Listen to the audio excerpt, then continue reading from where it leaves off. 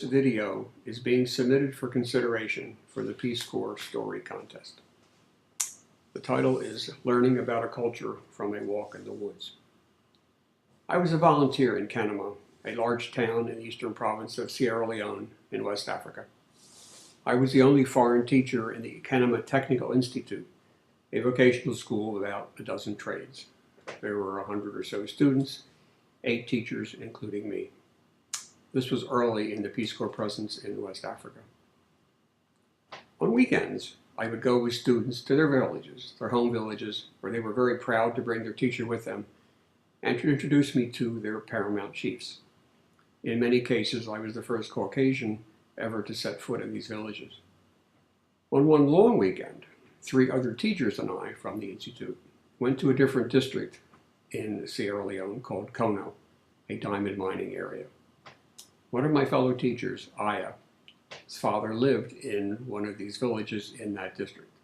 His father was the paramount chief, and that's the village to which we went. In this village, his father had a mud hut like all the other huts, and his hut was full of electrical appliances.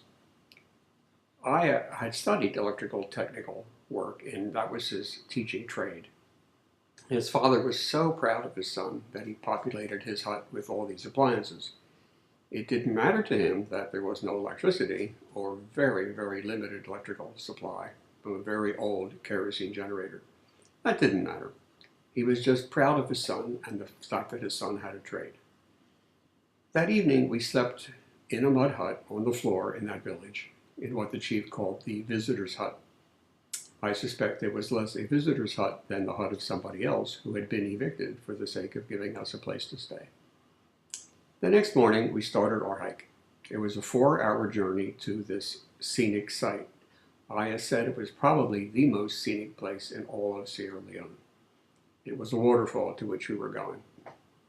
When we arrived at the top of the waterfall, we looked around and it was very beautiful. Aya and another teacher, Fode, decided they wanted to swim at the bottom of the pool of the waterfall. The 4th teacher, Sala, and I did not swim.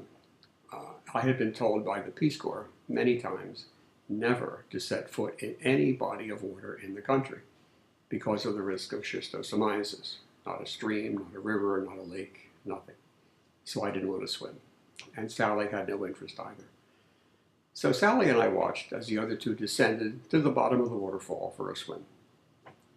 While they were gone, we lounged on the rocks under the leaves of the tall trees and just talked. During this time, I took out my camera and I took pictures of the surrounding area and the falls.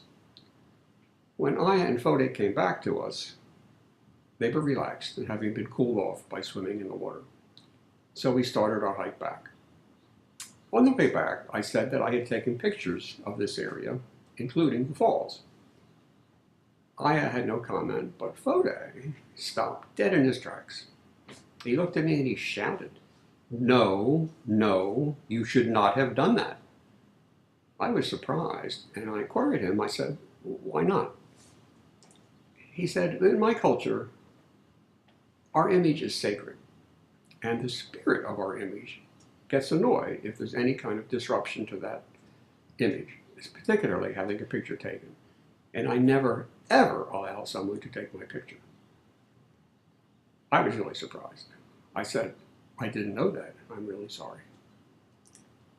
Then Fode, in his native language, the Mende language, spoke to the other 2 teachers, and what I heard later, said that because his spirit of the image is so sacred that when something like this happens, they risk losing part of their image.